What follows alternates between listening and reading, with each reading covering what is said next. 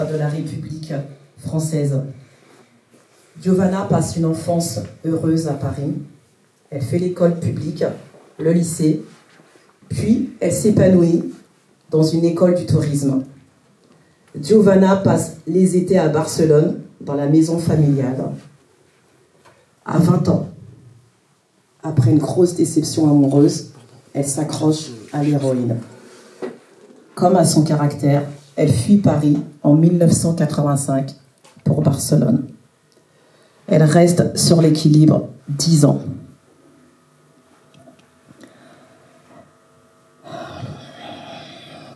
Elle travaille beaucoup. Pendant ce temps, elle travaille énormément. Je suis désolée, mais c'est avec beaucoup d'émotion que je relis à nouveau sa biographie. Vers les années 90, elle rechute. S'infecte du sida et de l'hépatite C. En 2004, Giovanna subit des soins thérapeutiques et le reste de ses traitements. Quelque temps après, des résultats s'améliorent. En 2014, elle écrit son livre « Accrochée à la vie ». Une première parution en Espagne, une seconde parution en France, 1 an plus tard, en 2015. Son ouvrage « Accrochée à la vie », journal d'une renaissance que nous avons le plaisir de voir et de toucher aujourd'hui, a reçu un accueil très chaleureux, bien chez les professionnels du livre que chez les lecteurs. D'ailleurs, certains parmi nous vont le procurer. Nous vous le recommandons fortement. Giovanna Valls, c'est l'expérience d'une femme qui a connu les abîmes les plus sombres. Une femme de courage qui a vaincu ses démons. Giovanna Valls, c'est l'appel à venir en aide à toutes celles et tous ceux qui ont connu l'enfer de la drogue. D'autres y vivent encore. Son expérience, elle la partage avec nous aujourd'hui.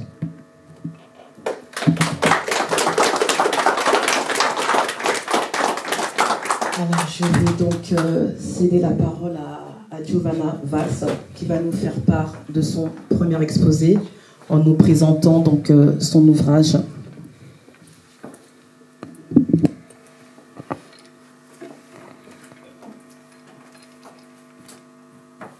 Je vais faire un premier exposé juste pour vous situer dans mon passé et du pourquoi, vous comprendrez, j'ai écrit ce livre il y a quelques années. C'est un exposé qui est un peu comme un monologue théâtral, vous verrez, mais qui vous donnera toutes les clés de ce qui m'est arrivé, de ce que j'écris. Ma deuxième prise de parole sera pour vous parler de mon deuxième manuscrit, qui n'est pas encore publié, qui est déjà en français, grâce à Marianne Millon, qui est dans la salle, avec une très belle préface de Jean-Luc Romero, que j'ai le droit de vous lire. Et je suis ouverte à vous parler non seulement du VIH-Sida, le virus du sida, parce que nous en Espagne, le VIH, la majorité de gens ne savent pas ce que c'est. Il faut dire le virus du sida pour que les gens comprennent ce que c'est. Voilà. Et moi, je n'ai pas de problème avec ça. Et je profiterai pour vous parler non seulement des hépatites, de la fée Bernard, bien sûr. Moi aussi, je suis guérie d'une hépatite C. Après, ça fait 10 ans. Après un long traitement d'interférons et de chimiothérapie dans mon cas. Ça a été très dur, mais je suis là. Et vivre avec un virus de moins, ça le vaut. Je vous parlerai, si je peux, un peu des drogues, parce qu'elles sont toujours là. Et elles seront toujours là. Et la prévention sexuelle des jeunes, des drogues et de tout ça. Le papillome humain, je ne sais pas comment vous le dites en français, virus papillome, il est très important en Espagne. Ça affecte les hommes comme les femmes, je vous en parlerai. Nous pourrons échanger. Maintenant, je vais faire ma première intervention. Et voilà. Après, je m'arrête et ça viendra plus tard. À la vitesse d'un clignotement d'œil, je me retrouve dans un terrain vague. Un campement de gitans, des pauvres baraques, un supermarché de la drogue. Son nom, Tunis. Un campement de gitans, je l'ai déjà dit. Sous mes pieds, un tapis de seringues utilisé. Ça sent le sang. Je ne vois autour de moi que des âmes en peine, des zombies. Je tends mon bras et je me laisse shooter au stickball de la cocaïne et de l'héroïne. Même la première overdose ne m'arrête pas, parce que j'y vais, j'y retourne, j'y reviens. Je ne pourrais pas comptabiliser le nombre de fois que je suis retourné à Tunis, à cet endroit, dans cet enfer.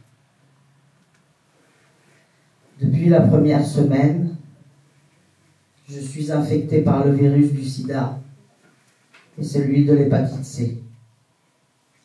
J'apprends à commettre des délits. Je vole dans des grands magasins.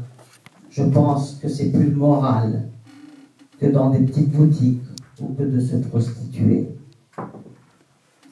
Je suis une junkie. Je vis au jour le jour. Je me réveille avant que l'abstinence ne vienne. Je vais voler. Je revends la marchandise dans un quartier pauvre de Barcelone. Je vais me shooter. Et comme ça, pendant toute la journée, je me shoote de 10 à 15 fois par jour pour pouvoir tenir le coup. Une torture, une folie. Je vis dans un puits humide, froid, obscur. J'ai touché le fond.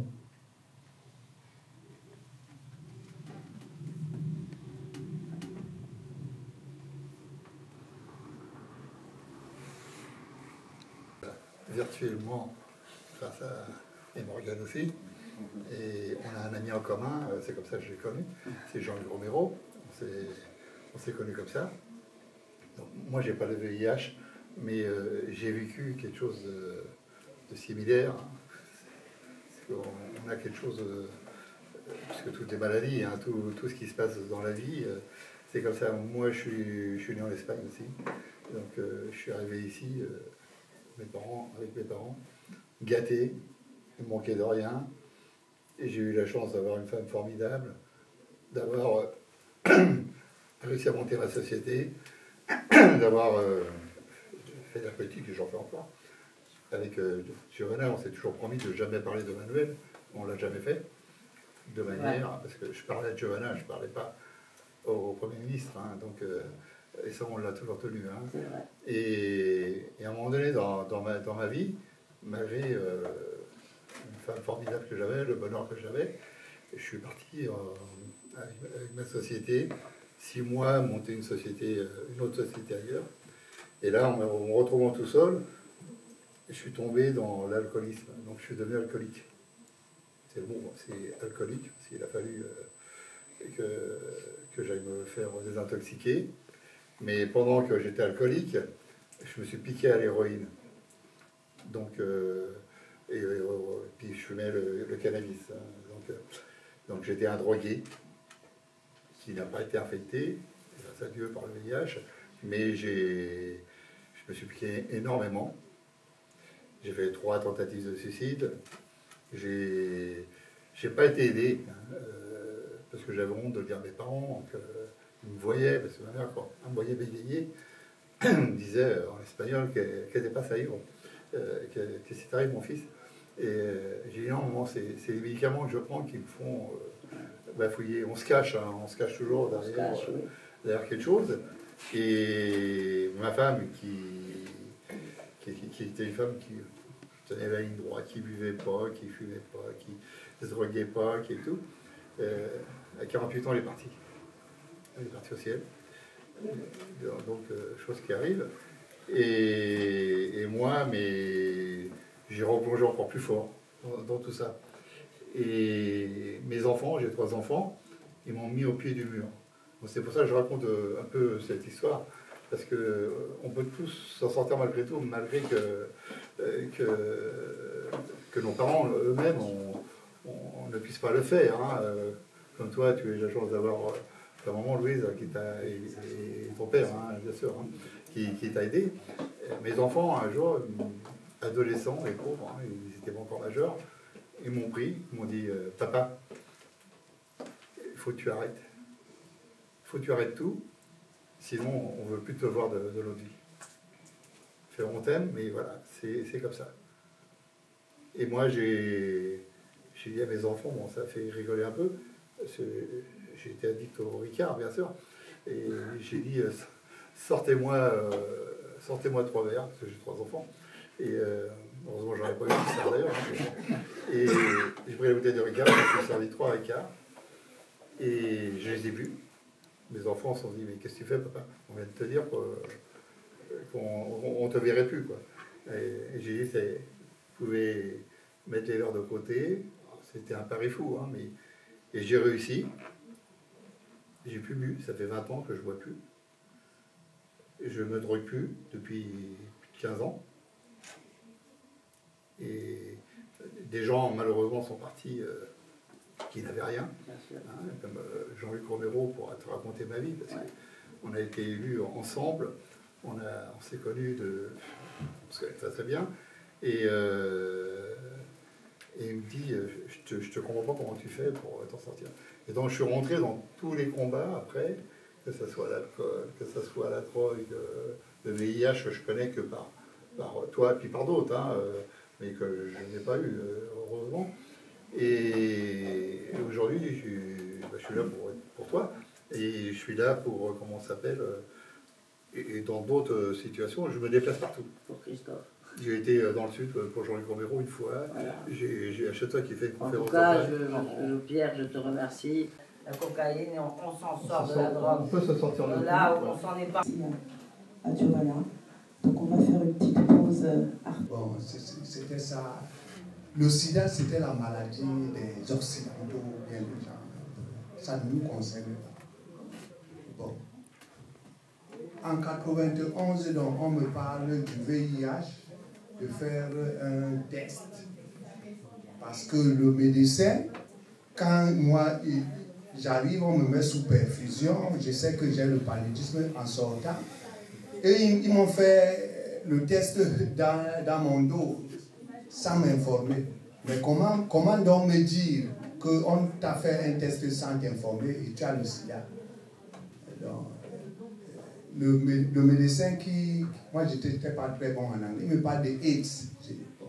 S'il me disait sida, j'aurais compris. AIDS et tout. Il me dit, va faire cet examen. C'est le mot sida.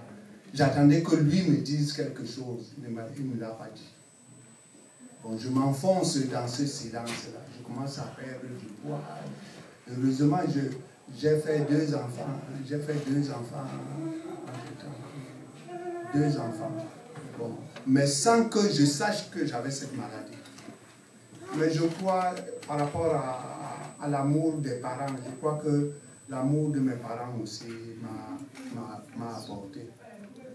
Et de mon employeur aussi. Parce que quand je suis allé voir mon employeur et que je lui ai dit, parce qu'en Afrique,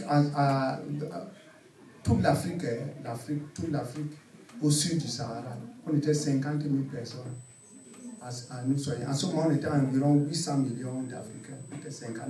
Parce que le traitement coûtait très cher. Alors, il n'y avait que ceux qui avaient les moyens qui pouvaient se soigner. Bon, moi, quand j'ai dit ça à mon employeur m'a pris en charge. J'ai dit ça à ma maman, elle a toujours été à côté. Ma femme avait fui, elle a fui carrément.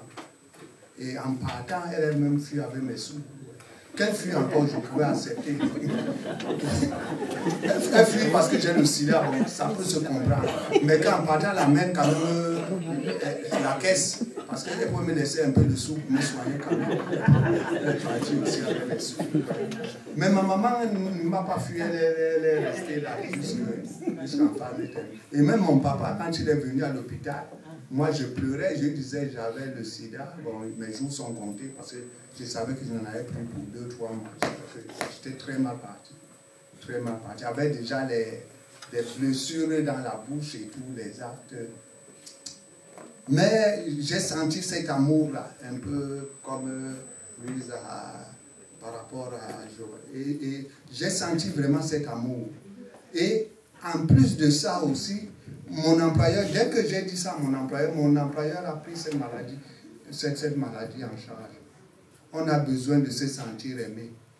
Je crois que c'est pour compléter, c'est-à-dire que nous pouvons prendre des décisions seuls, mais nous pouvons aussi avoir des personnes qui nous aiment, qui prennent des décisions pour nous, qui nous encouragent. Je pense un peu à cette personne qui ne... Moi, je suis chrétien, je vais vous prendre un exemple. Une personne qui ne pouvait plus marcher pour venir se soigner. Il y a 4 personnes qui l'ont porté, ouvert le toit et l'ont posé. Donc la famille, les amis peuvent porter des personnes. Et j'aimerais que cette France qui nous a accueillis, nous autres qui venons d'autres pays, continue à nous porter. Quand il y a des mesures, comme Fred disait, que tu ressens ces nouvelles contaminations, si maintenant on commence à dire les personnes vivant avec le VIH, on va par exemple les renvoyer dans leur pays, qu'est-ce qu'on fait? Alors on commence à chercher n'importe quel moyen pour rester. Excusez-moi. Giovanna, et puis lui dire que je connais les maltraitances qu'on fait aux femmes et combien c'est dur d'en parler avec la honte qu'on a et vraiment demande beaucoup de courage pour en parler. Donc merci et félicitations. Merci. Alors, je vais vous livrer mon expérience au collège où on nous demandait de voir les enfants d'abord de 5e, les petits garçons. Enfin, moi, j'ai plus fait les petits garçons pour ce qui est de la sexualité. Alors, ce qui est amusant, c'est qu'ils étaient innocents et quand je leur demandais comment éviter d'attraper une maladie sexuellement transmissible ou de se retrouver enceinte, ils disaient il suffit de ne pas avoir de rapport. Bon, alors évidemment, arrivé à la puberté, il faut voir les choses autrement parce que la poussée pubertaire fait que l'envie est là et que c'est bien difficile de résister. Ce que je voudrais aussi, ce que j'insistais, c'était donc bien sûr sur le préservatif pour tout ce qui est la transmission, mais en disant que c'est pas si facile que ça à mettre. C'est pas si facile que ça. De pouvoir parler à voix haute de ce qui nous ronge au plus profond de nous-mêmes. Donc vraiment merci à Giovanna, merci à vous tous, le public, d'avoir fait l'effort en ce dimanche 24 mars, comme elle le disait également, c'est le dimanche des rameaux. Et vraiment merci à vous. Je tiens également à remercier les médias présents, donc Télé Congo. Je tiens à remercier également la presse Marie-Claire.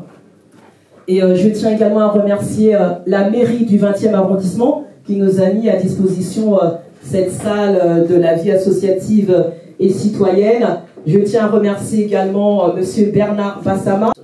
Tôt et vite. Il faut continuer cette prévention sur nos enfants.